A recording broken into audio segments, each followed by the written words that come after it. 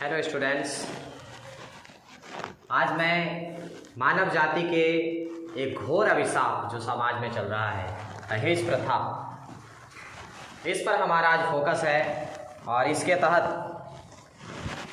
मैं समाज में या अपने भारतवर्ष की बात बोलें, भारत के विभिन्न समाज में, भारत में बहुत सारे समाज हैं, बहुत सारे राज्य हैं जहाँ की हर जगह ये प्रथाएं देखने को मिलती है। बहुत कम ऐसे मनुष्य होते हैं जो इस प्रथा का विरोध करने की कोशिश करते हैं और इससे दूर रहने की कोशिश करते हैं और दूसरे को दूर करने की कोशिश करते हैं। लेकिन आज दिन प्रतिदिन जैसे जैसे ज्ञान बढ़ता जाता है इंसान का, वैसे वैसे ये बुराइयां उसके अंदर आने लगती हैं, जिसका नाम है दहेज प्रथा। कालिदास ने अपने ग्रंथ अभिज्ञान शाकुंतलम नामक ग्रंथ में बोले थे, इन्हीं सब बुराइयों को देखकर कि लड़कियों का पिता होना भी कष्टकारक है और उनकी विपत्तियों को पार कर पाना अत्यंत कठिन है। सोचिए एक बातों को कि एक लड़की को पढ़ा लिखा कर उसके माता पिता ने एक सफल इंसान बनाया। उसके बाद उन्होंने चाहा किसी एक अच्छे लड़का के साथ विवाह कर दें, लेकिन वहाँ एक बहुत बड़ा प्रश्न आ जाता है दहेज का,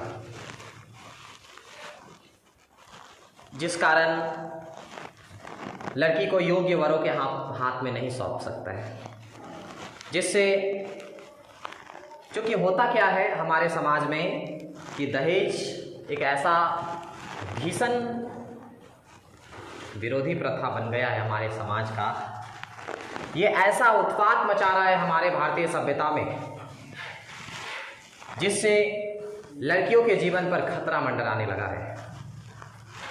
आज जो लड़का कोई काम नहीं भी करते हैं, नॉर्मल सा कुछ छोटा मोटा शॉर्ट्स करते हैं, उन्हें भी अगर बोला जाए कि शादी कराना है तो एक ही उसका बात रहेगा कि हमें दहेज में अच्छा दौलत चाहिए, अच्छा आभूषण चाहिए, अच्छा गाड़ी चाहिए। पहली बात तो ये समझनी चाहिए कि एक स्त्री एक लड़की को आपके माता पिता के साथ आपके पूरे परिवार को सौंपने के लिए जा रहा है, लड़की के माता पिता, इससे बड़ी खुशी वाली बात और क्या हो सकती है। क्या आप एक लड़की को धन में तौलना चाहते हैं? क्या आप पैसे की तुलना एक लड़की से करते हैं? पति पत्नी में तो प्रेम का रिलेशनशिप होता है, आपस में प्रेम होता है। क्या आप प्रेम को दौलत से तौलना चाहते हैं? क्या ये उचित है? जी नहीं, ये उचित नहीं है। हमारे समाज में घोर प्रथाएं चलने लगी है। त्रेता युग की बात करें, द्वापर युग की बात करें, रामकृष्ण अवतार में भगवान विष्णु ने स्वयं आकर के यह साबित करने की कोशिश किया कि जीवन में प्रेम जरूरी है, लेकिन विवाह में क्या दहेज जरूरी है? नहीं, दहेज माता पिता अपनी स्वेच्छा के अनुसार देते हैं। ये युग युगांतर से चलता आ रहा है कि एक लड़की के माता पिता के पास जितना पैसा है, जिस तरह से वो खर्च कर सकते हैं, वो अपनी बेटी के लिए बहुत कुछ करते हैं। लेकिन वहीं अगर एक लड़की के माता पिता को ये डिमांड कर दिया जाए एक लड़का वाले की तरफ से कि हमें 10 लाख 15 लाख चाहिए तब हम विवाह करेंगे, तो ये हमारी सभ्यता के खिलाफ हो जाता है, जिसके कारण लड़की के पिता दुख होकर के ऐसे लड़कों के हाथों सौंप देते हैं जो संबंध ज़्यादा दिनों तक टिकाऊ नहीं रह पाते। आज के समय में देखिए, जो अच्छे पोस्ट पर है, अच्छा बिजनेसमैन है, अच्छा प्रिंसिपल है, अच्छा प्रोफेसर है, अच्छा इंजीनियर है, अच्छे सरकारी जॉब वाले हैं, उसका वेतन चाहे वो जो भी हो, लेकिन अगर देखा जाता है कि हाँ पोस्ट पे है तो उसका वेतन 15 से 20 लाख की ओर चला जाता है। 15-20 लाख एक लड़की के पिता के लिए आसान नहीं होता, ये किसी के लिए भी आसान नहीं है। आप सोचिए एक बात,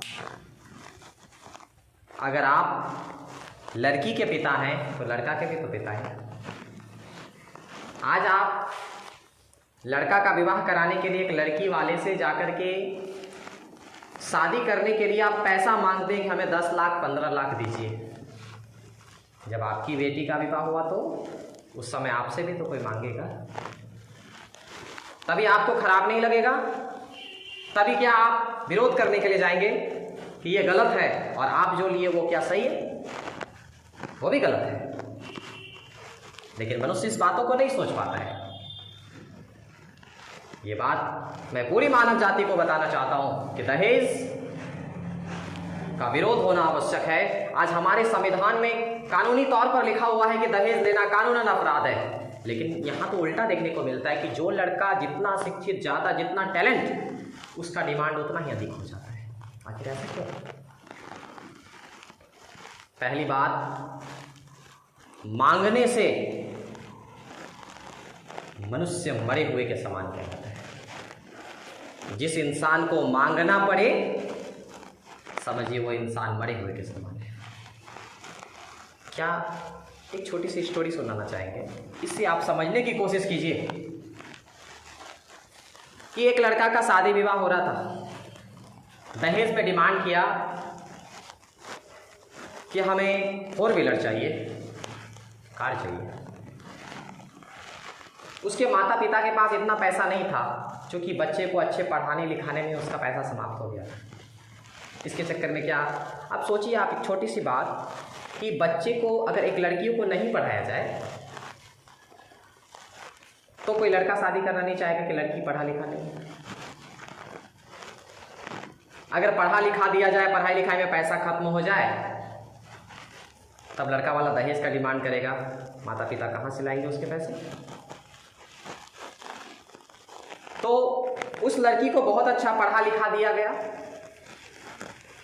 और जब शादी का समय आया तो लड़का वाला लड़की को तो पसंद जरूर किया, लेकिन एक शर्त पर। देखिए, प्रेम को दौलत से तौल रहा है कि हमें कार चाहिए।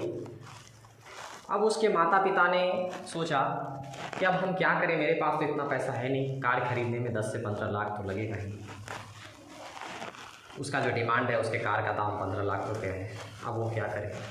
फिर वो रात भर उस चक्कर में वो सो नहीं पाए। उसके बाद उसने सोचा कि चलो मैं अपनी बेटी को खुश करने के लिए, बेटी को अच्छे वर के हाथों सौंपने के लिए क्या करें, तो घर को गिरवी पे रख देते हैं और 15 लाख रुपए लेकर के उसकी कार खरीद देते हैं, दहेज में कार दे देते हैं कि हमारा बेटी अमानत हो जाएगा। वही किया, एक बड़े साहूकार के पास उसने घर गिरवी रख लिया और 15 लाख रुपए का कार खरीद कर दे दिया। दोनों वाइफ हस्बैंड शादी के बाद कार पर घूमने लगे, घूमते हैं, एंजॉय करते हैं। एक दिन की बात है कि कार नया नया चलाना सीखे थे वो लड़का जिससे शादी किया। कार सही से चला नहीं पाता था, नया नया ड्राइवर था, स्पीड में जाता था। तो एक बार क्या हुआ कि एक आश्रम के बगल से कार लेकर रोड पर गुजर रहा था। उसके साथ उसकी वाइफ भी बैठी हुई है साथ में। वो पूरा स्पीड में 80 90 100 की स्पीड में गाड़ी लेकर के जा रहा था, कार लेकर के जा रहा था। तो कार एक बाइक नहीं है, कार को चलाना इतना आसान नहीं होता है। आप इस साइड बैठते हैं और ध्यान उस साइड तक रखना पड़ता है कि कहीं कोई टक्कर ना हो या कहीं टकरा ना जाए। तो वो स्पीड में जा रहा था। वह ऐसे आश्रम के बगल से जा रहा था जहाँ भूखों को शरण दिया जाता था, भिखारियों को शरण दिया जाता था खाने पीने के लिए। तो एक भिखारी रोड के इस पार से उस पार आश्रम में जा रहे थे कुछ खाने के लिए। उतना ही में जैसे वो रोड पर आए, वो थोड़ा अपंग थे, जिसके पास सही से पैर नहीं था और वो बैसाखी से चलते थे। बहुत कष्ट से धीरे धीरे वो रोड पार हो रहे थे और उधर से आया बहुत स्पीड में वो गाड़ी लेकर के। अचानक ऐसा लगा कि उसको धक्का लग जाता, वो बहुत मुश्किल से वो साइड से क्रॉस कर गया। तो साइड से क्रॉस करने के बाद वो बाल बाल बच गया उस बूढ़े व्यक्ति को, जो अपंग थे, जो भिखारी थे। उसे एक्सीडेंट करने से बाल बाल बच गया। गलती सारी गाड़ी वाले का, उस लड़के का। नया नया दहेज में गाड़ी मिला और फुल स्पीड में चला रहा।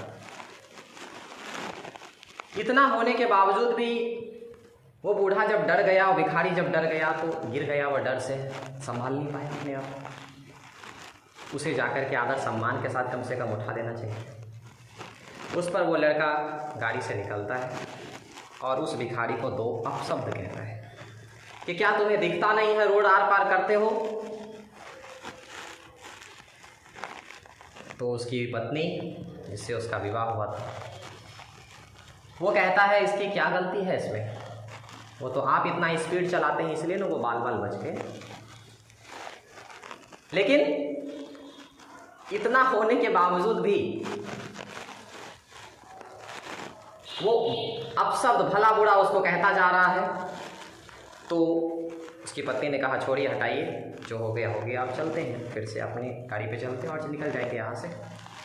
लेकिन उस लड़की के दिलों में इतना माया था, उसकी वाइफ के दिलों में, कि अपने पास से, अपने पर्स से 100 रुपये निकाल करके उस भिखारी को दे दिया। तो उसका पति क्या बोलता है, 100 रुपया क्यों दिया उसको तुम? वो तो भिखारी है, भीख मांगने वाला कभी 100 रुपया देखा भी होगा क्या? उसको कलंकित कर दिया। तब उसकी पत्नी ने कहा कि जिसको देना चाहिए उसी को मैंने दिया है, उसके पास पैर नहीं है, एक पैर से चलने वाला वो अपाहिज है, उसको दिया गया पैसा कि कम से कम उस पैसे से कोई व्यक्ति को देगा तो कुछ लाकर दे देगा और उसका पेट भरेगा। आपके पास पैर हाथ रहते हुए भी आप मेरे पापा, मेरे माता पिता का घर गिरवी में रखवा करके कार खरीदवाए, सबसे बड़ा भिखारी तो आप हैं।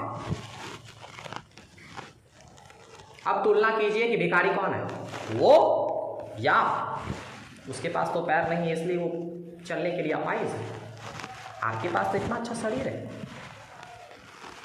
तो क्या भिखारी कौन हुआ? वो तो आप हुए ना, मांगने वाले आप हुए ना, गलत तो आप है ना,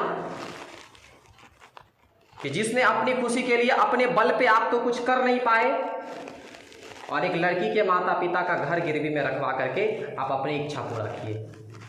क्या शादी विवाह का बंधन इसी का नाम है? मेरे माता पिता रोने पर विवश हो गए, क्या एक लड़का का यही आचरण होना चाहिए? क्या इसी का नाम दहेज है? दहेज लिया जाना ठीक है लेकिन मांगा जाना ठीक नहीं। तब लड़की ने कहा कि मेरे माता पिता अगर कुछ हैसियत से अपनी इच्छा अनुसार जितना उनके अंदर सामर्थ्य था वो दे देते ना, बहुत खुश होते कि हम अपनी बेटी को बहुत खुश रूप से विदा किए। लेकिन विदा करते समय उनके आंखों में आंसू था कि उसने अपना घर गिरवी में रख दिया था, उसे घर से बाहर रहना पड़ा कुछ दिनों तक, जब तक उसे पैसा वापस नहीं कर दिया। क्या इसी का नाम दहेज है? क्या समाज में यही होना चाहिए? जीवन को इस प्रकार जिए आप, जिससे आप जीवन की हर खुशी को पूरा कर सकें। अपने आप को कुछ इस कदर बनाइए ना, मांगने की आदत छोड़िए।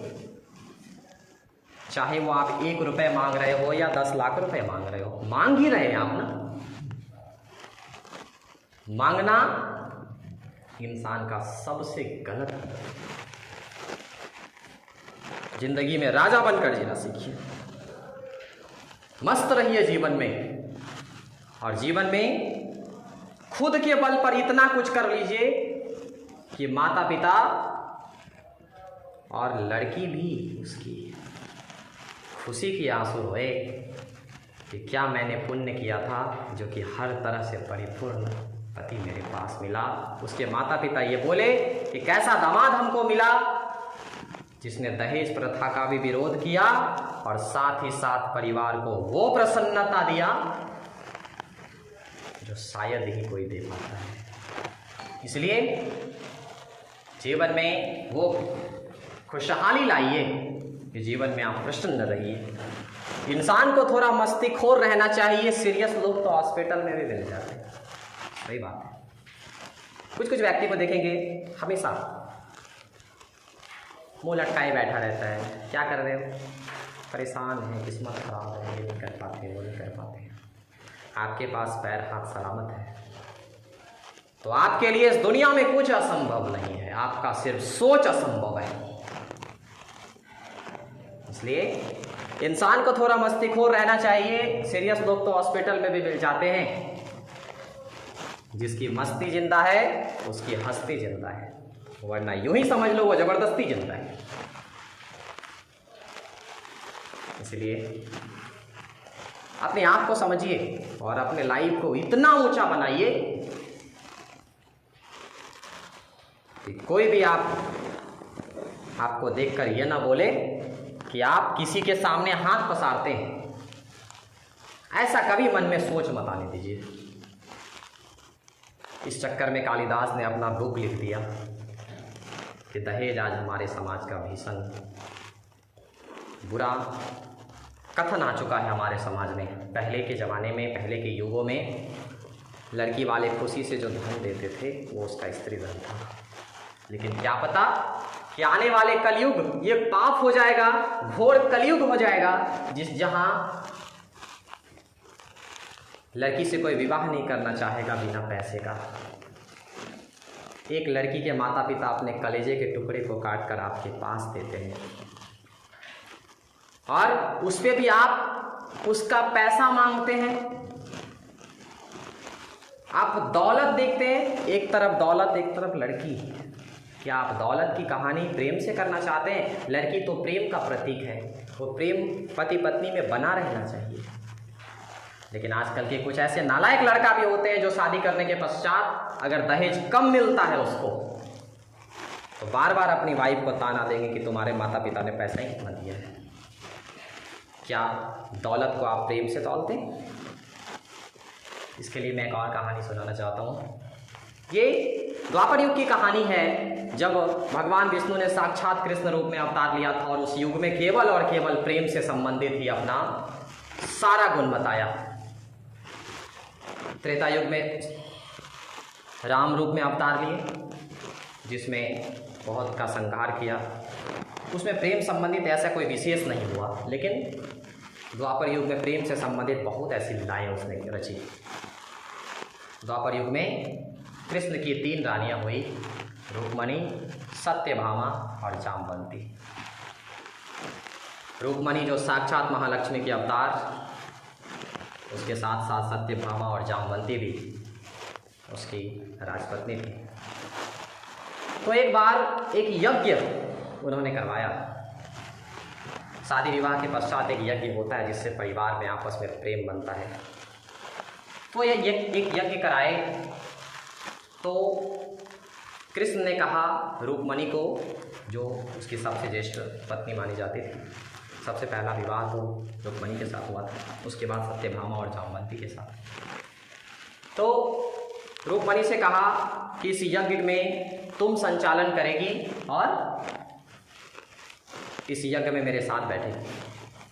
तो सत्यभामा में अहंकार आया। देखिए दौलत का घमंड क्या है। उसने क्या किया, रुक्मणी के सामने जाकर कहा कि मैं यज्ञ में बैठूंगी। मेरी दीदी रुक्मणी वो नहीं बैठेगी। सत्यभामा ने कहा मैं बैठूंगी, क्योंकि सिर्फ वही कर सकती है, क्या हम नहीं कर सकते हैं? हमारे अंदर किस चीज़ की कमी है? मेरे माता पिता के पास किस चीज़ का कमी था? हर चीज़ से परिपूर्ण है। उनके अंदर धीरे धीरे घमंड आने लगा दौलत का। तो कृष्ण ने भी ले लिया बहुत अच्छा से परीक्षा में, बोले ठीक है। तो यज्ञ में ऋषि मुनि, जिसको नारद मुनि कहते हैं, नारद जी आए और यज्ञ शुरू करवाए।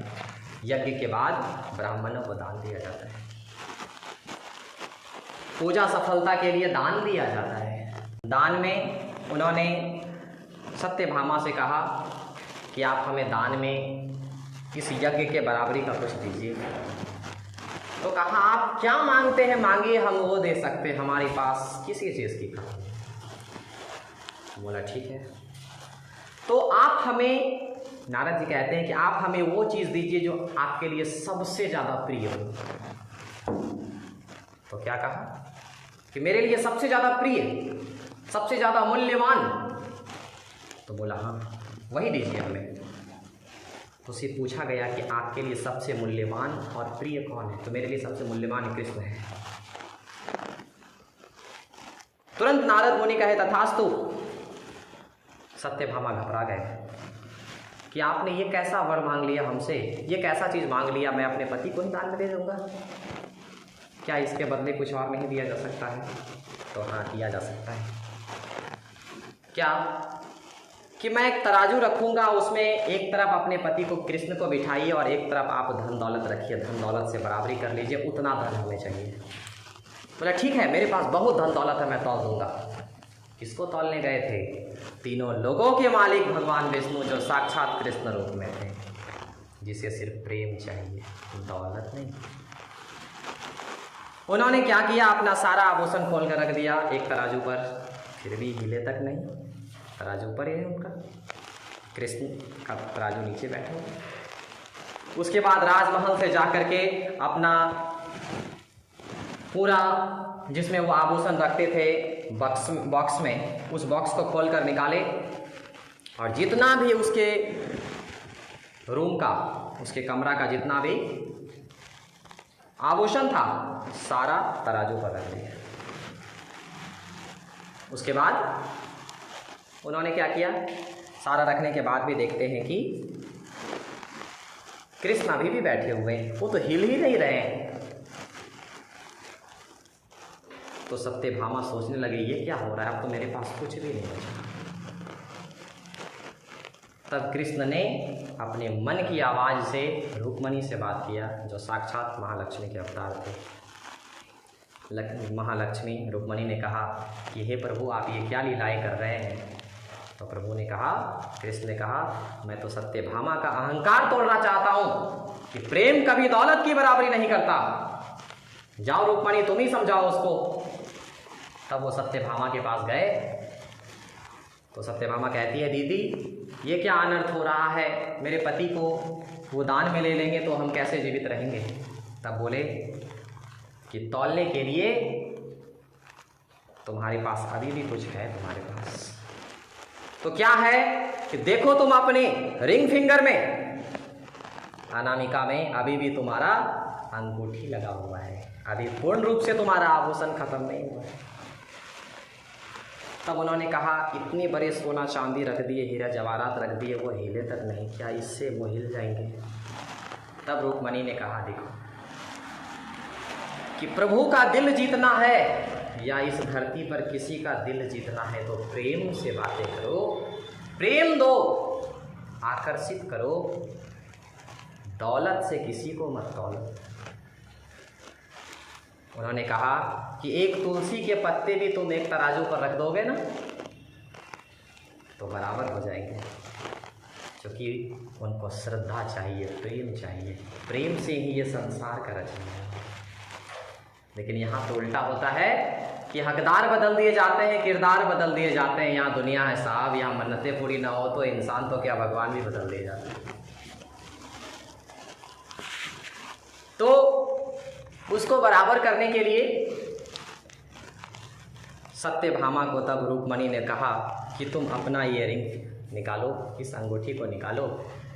उन्होंने, रुक्मणी ने क्या किया, एक तुलसी का पत्ता को हाथ में लिया और एंगेजमेंट वाली अंगूठी में फंसाया और दिया कि जाओ सत्यभामा तुम इस तराजू पर रखो। और जैसे ही उस छोटी सी अंगूठी को एक तराजू पे रखा, कृष्ण बराबर हो गए।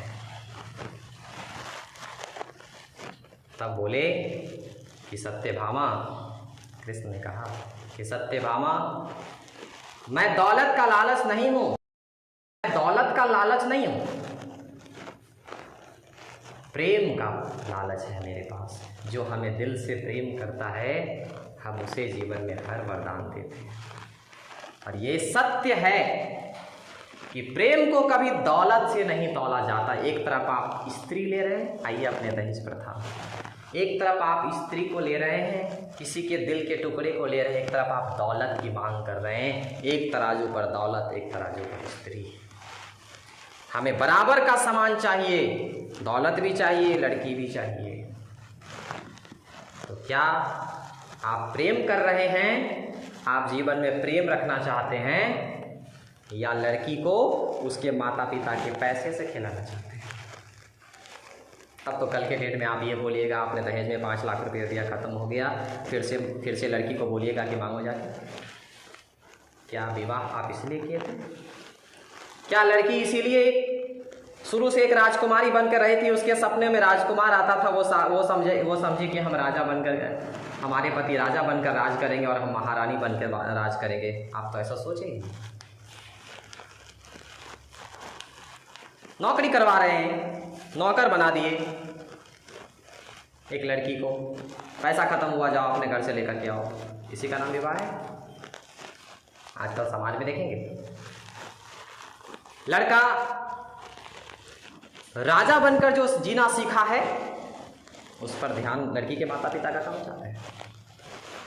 लड़की वाले क्या सोचते हैं? सरकारी नौकरी का ठप्पा लगा होना चाहिए शरीर पर, उससे विवाह कराएंगे। आप सोचिए,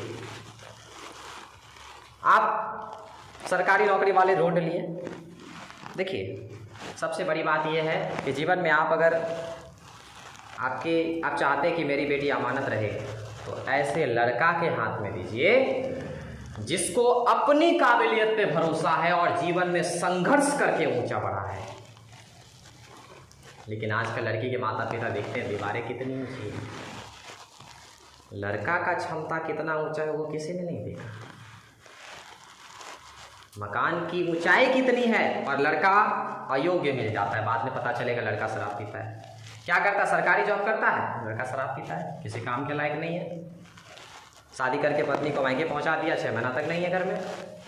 क्या शादी पत्नी एक लड़की इसलिए करती है कि मेरा पति छोड़कर 6 महीने के लिए कहीं और चले जाए, वो जॉब पे चला जाए और घर में हम बैठे रहे अकेले, कोई हमें प्रेम देने वाला नहीं?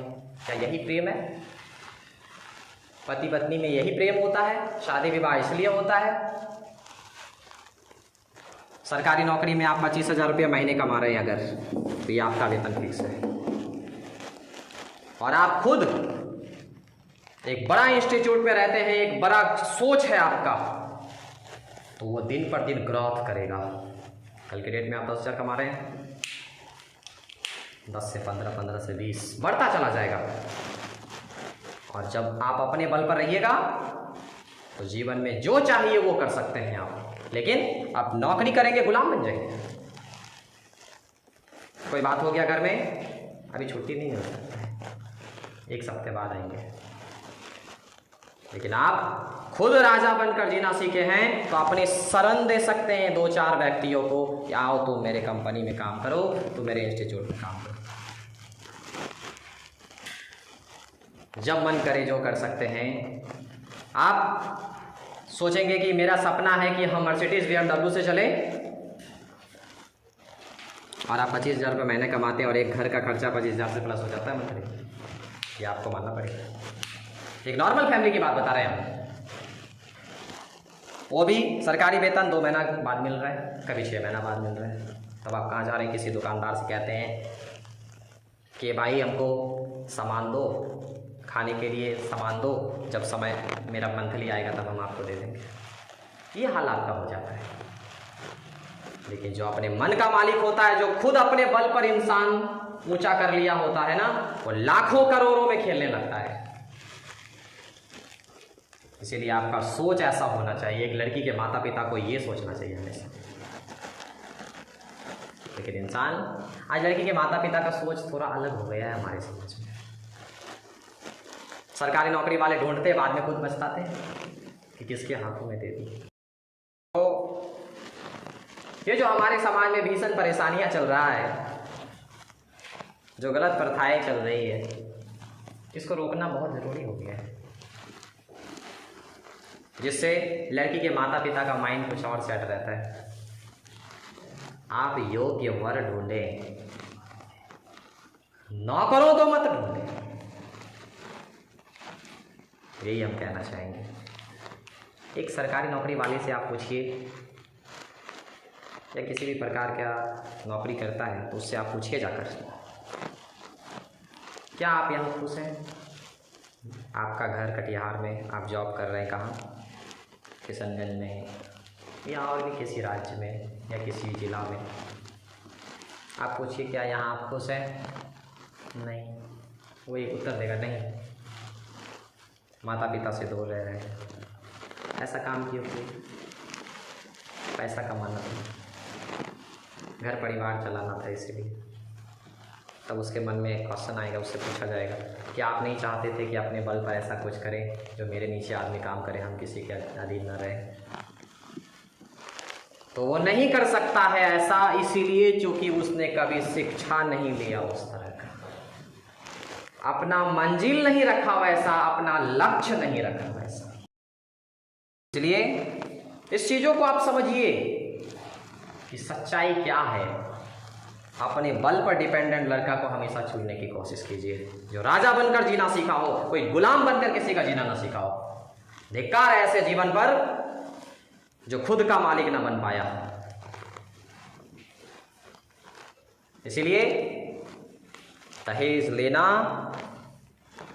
लड़की के माता पिता ने आपको खुशी से दे रहा है तो ये आपका स्त्री धन है, आप उसे खुशी खुशी ग्रहण कर लें। लेकिन जहां मांग हो जाए, जहां ये कह दे कि मैं लड़की से विवाह नहीं करूंगा, हमें इतना लाख रुपया चाहिए, तो ऐसे लड़का इस धरती पर कायर से भी बढ़कर है। इसीलिए ऐसे लोग क्या करते हैं, जीवन में कुछ करते नहीं, पढ़ाई लिखाई भी नहीं करेंगे, जीवन में कुछ करेंगे भी नहीं, और लंबा लंबा डिमांड होगा। इसलिए कहते हैं कि जो लगा दे आग पानी में उसे जवानी कहते हैं, और जो मिटा दे बाप की हस्ती उसे फुटानी कहते हैं। ऐसे इंसान अपने बाप की हस्ती मिटा देते, अपने पापा की हस्ती मिटा देते। खुद को ऐसा बनाइए ना कि पाने वाले को भी नाज और खोने वाले दुख करे कि हम किसको खो दिए। कुछ ऐसा बनाइए, अपने आप को कायरता मत बनाइए, कायर मत बनिए। जीवन में वो बनकर दिखाइए कि देखने वाला भी तरस जाए कि क्या इंसान बनाया उसे। दहेज हमारे जीवन का सबसे घोर अभिशाप है, इस प्रथा को बंद करना चाहिए। हमारे कानून में लिखा हुआ है कि दहेज प्रथा ये गलत प्रथा है, इसका विरोध होना चाहिए। लेकिन आज हमारे समाज में सिर्फ कानून तक ही सीमित है। हमारे समाज में देखते हैं देश के जितने युवा वर्ग, कोई भी चीज़ को समाप्त करने के लिए युवा वर्ग को आगे आना पड़ता है, और यहाँ जैसे जैसे मनुष्य युवा हो रहे हैं वैसे वैसे उनका डिमांड बढ़ रहा है। तो कभी ये प्रथा रुकने वाला है? कभी नहीं। इसलिए मांगने की आदत छोड़िए, खुद पर ऐसा बनकर दिखाइए जिससे आपका नाम उज्जवल हो और इस भारतवर्ष की धरती पर आपका सबसे ऊंचा सिर हो। तो ये है दहेज प्रथा। उम्मीद है कि आपको ये वीडियो बहुत अच्छा लगा होगा, और ये बातें आप अपने समाज को बताइए, आप अपने परिवार में बताइए कि एक अभिशाप है। वीडियो अच्छा लगा हो तो लाइक कीजिए, सब्सक्राइब कीजिए, बेल आइकन को प्रेस कीजिए। तब तक के लिए धन्यवाद।